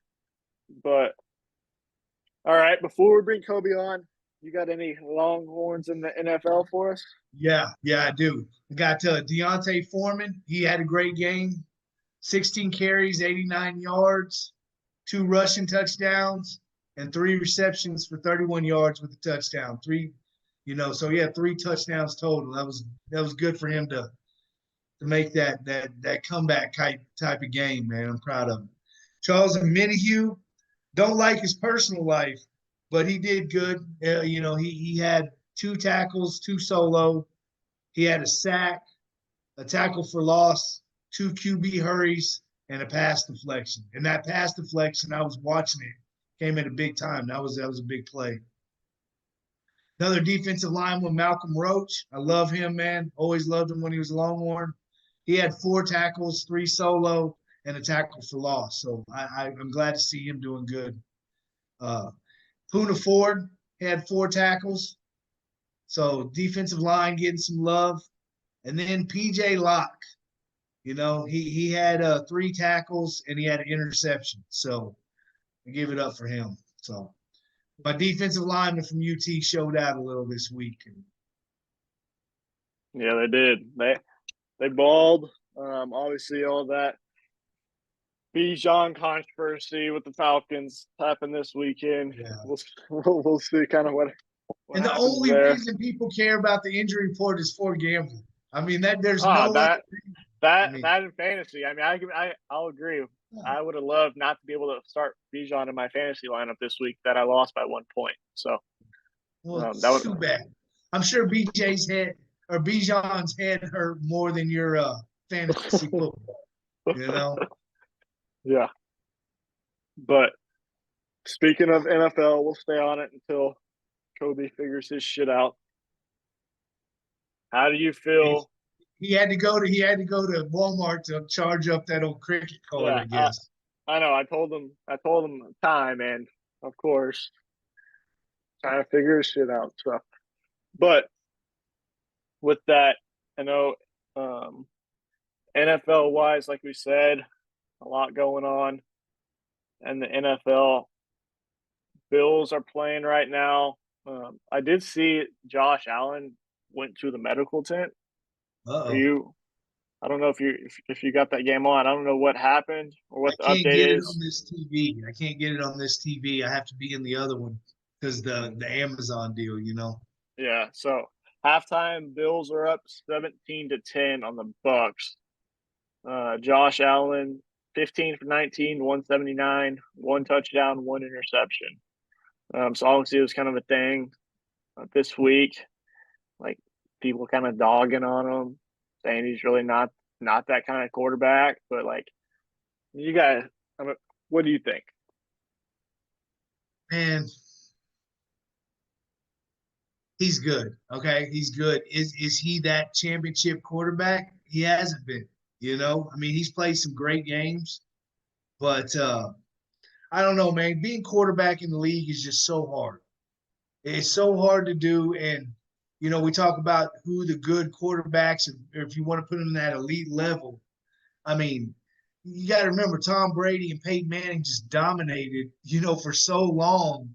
Like a lot of quarterbacks didn't get the respect that they really, you know, because they couldn't win the big one. Well, Tom won 8 of them or whatever, you know. Yeah. So it's I don't know. I think he's a top. He's I'd say he's top 5. He's right there. I mean, you got Rodgers, you got Mahomes. I mean, so who are you going to take besides him? You're going to draft another kid to come in and do what he does? Yeah, exactly. I mean, you're Kobe, not going to get rid of him. what Hey, up? buddy, how you doing, man? What's up, boys? Good. Is it cold up there in Houston? No, man, it's just it's a little chilly, but it is raining hard, dude. Yeah, it's been raining here all day Yeah. too. Oh, really? Yeah. So, are we gonna say it again or what, boys? You Now went, you what? went you went 7-1 again, 7-1 Yeah, for the that's, second straight weekend. and you didn't bet on What it is going again. on? I I hope know, you actually actually, play no, some bets no, this hold week. on. Actually, this past weekend, I did place a couple bets, man. I hit. Good. Which means this weekend I should not fucking bet anything. Think So, about it. Yeah, yeah, right. man.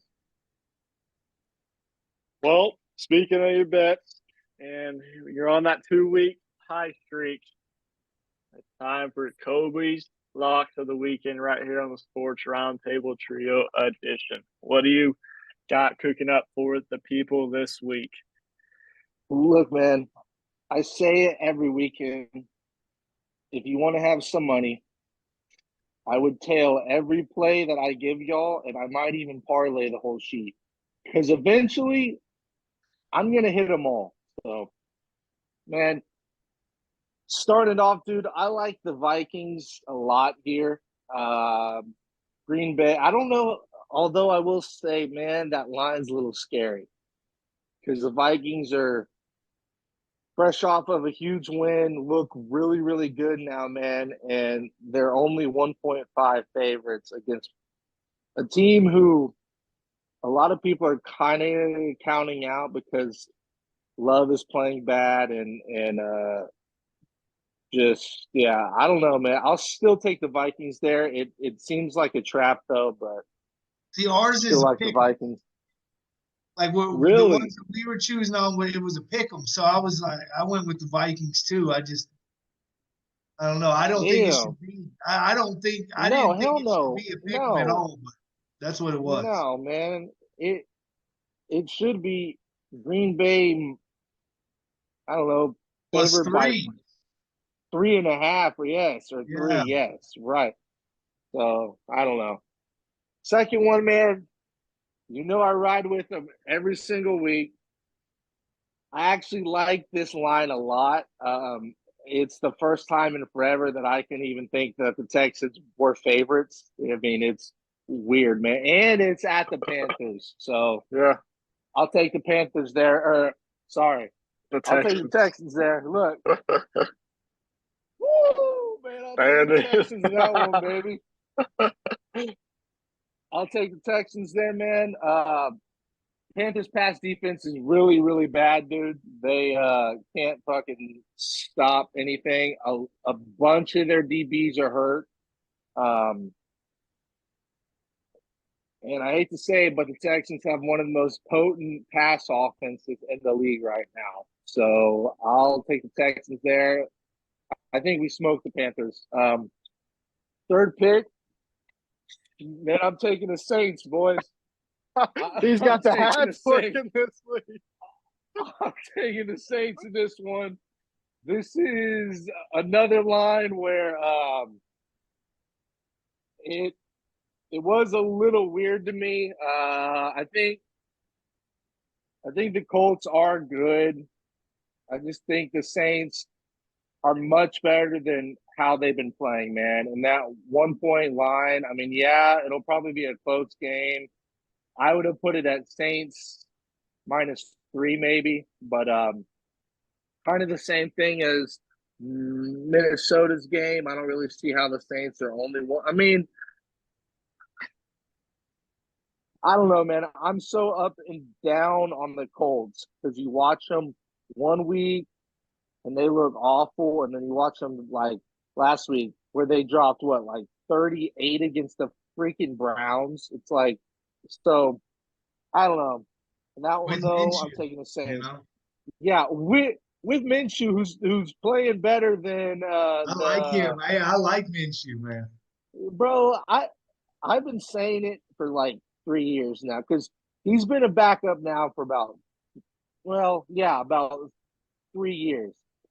Every year, I don't understand why no one gives that kid a shot, bro. If you check out his stats, and if you watch, like I've seen the kid play a lot, dude. He's not worse than the 32nd QB. Yeah. I would take him. Hot take. I would take Minshew over Kenny Pickett. I would take Minshew over freaking. I was gonna say Josh Dobbs, but he's not technically their starter. Yeah, there's a few. I don't know, dude. That's one thing I've been saying. And guys, for my bonus, believe it or not, I have a Jaguars hat. Where's it at? Where's it at? Dude, I was gonna shock the world. I was gonna pull it out. I couldn't find it, man. I looked like I'm sweating. I'm sweating because I was in there just looking, dude, for like 10 freaking minutes. But really like the Jags here a lot. This is maybe my play of the week. It's at the Steelers. Steelers, it seems like all their games are I don't know how they are against the spread, but it seems like all their games they're worse than how they. Well, although they did win, who they play last week? They I don't remember. won last week in a game. Oh, against the Rams. Yeah. I had the Rams there, man. So I don't know. Was gonna say I don't think the Steelers are that good, but I guess you can't really count out.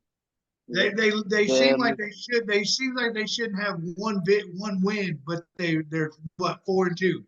Like that's Exactly. Scrappy. Yeah. Right.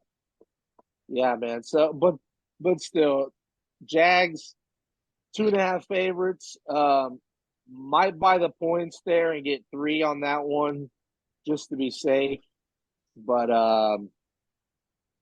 yeah, I'll take the Jags there. All right. For college, man. Oh yeah, Oklahoma, dude. I saw this line and it kind of surprised me because I thought people were kind of high on Kansas, but I guess not. I got 9.5. I don't know what y'all have there, but I think we had 10. OU. Yeah. I think OU absolutely blasts Kansas, dude. I think it's gonna be like a 55-10 type of game. Just something crazy. I think they just blow Kansas out. I think Oklahoma, man, is going to make the playoffs, and they could win it all. Hot take. I might put a futures bet on Oklahoma to win the whole thing. That's like saying Dylan Gabriel's going to win the Heisman. I'm not saying that can't happen, but he's playing good. I don't know, man. I think this is that year in college that it's very wide open. Like, you see Georgia, and they kind of struggle with teams that they shouldn't struggle with. Bama, I don't know what's going to happen to them. Y'all just lost to Oklahoma, so I thought it was looking hot for y'all, but Texas shows they're overrated. But you have speaking of, what's your next? Speaking of, I got Texas in this one, man. Me personally, I would put it at BYU plus like 14 or 15. So I don't know how it's at 19.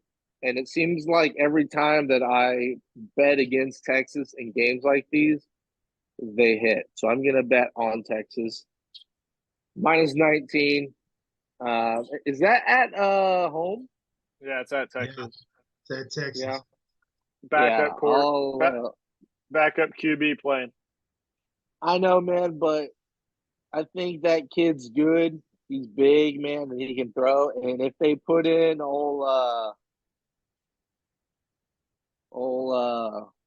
Archie Manning.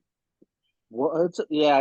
If they put in old freaking Arch, man, watch out, because Quinn might not ever see the field again, brother. Hey, if Malik balls out, he might not see the field again. Yeah, that is true, because I believe they had like a competition there, right? And they said it, but I don't think it was real. No. Well, they did in high school, though. They went to a lot of these camps and shit together, and Malik actually won a couple of them, like, player of the camp and stuff. But that's against air, so it's kind of one of those things. No, yeah, I think Quinn shows he's got crazy arm talent. He just, I don't know. He's what? First play, they're going to run a flea flicker, and this kid is going to throw it 70 yards in the air, just to let people know this is what type of gun because he has a rocket, and that's half his problem. He throws it hard everywhere. More of an arm than Quinn, though, because I've seen Quinn really. Yes. Oh, damn, no shit. But that's half his problem. He throws it hard all the time. So yeah, that's his only thing. Like, he throws freaking bullets. Like, he can throw it like far, but he also just like throws like a hard ball. Jamarcus Russell, man. I'm a big Jamarcus Russell guy. I still think he can come back and freaking play, dude. I swear. He can throw it 100 yards from his knees or whatever. Yeah. Exactly. Yeah. Exactly.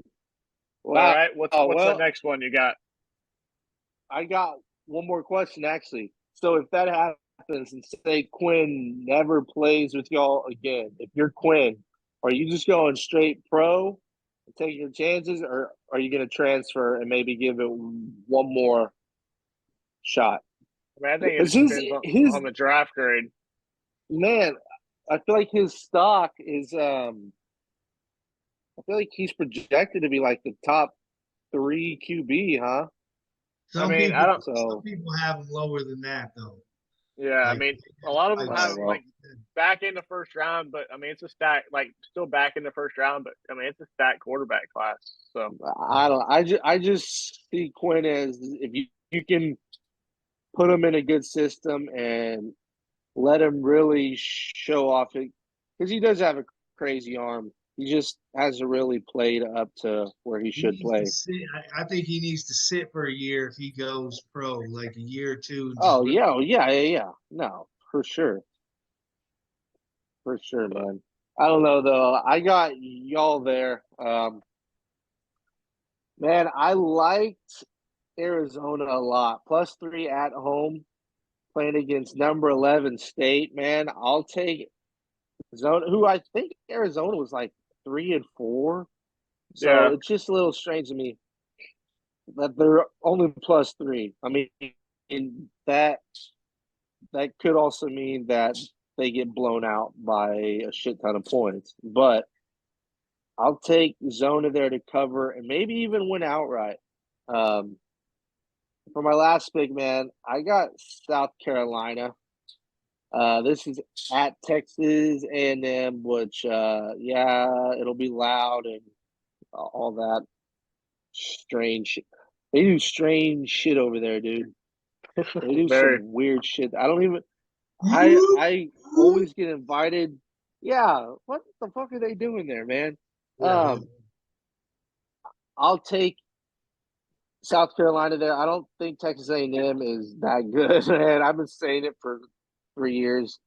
Jimbo's the most overrated coach in college. The fact that he gets paid $100 million on this contract is the craziest shit ever.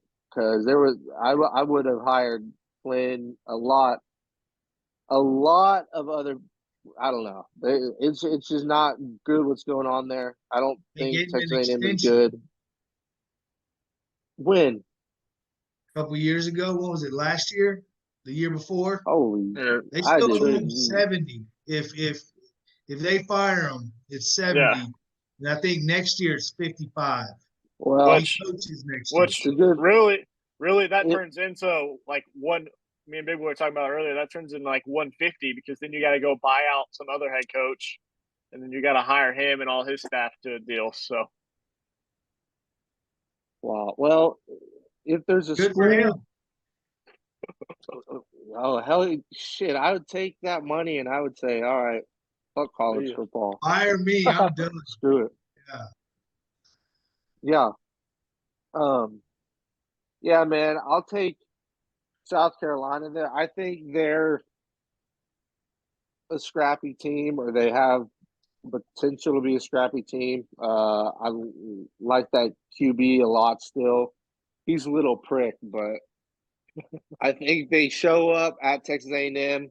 Don't be surprised if they win, because again, I just don't think Texas A&M is that good, man. And I believe their quarterback is still hurt, right? Yeah, so he's.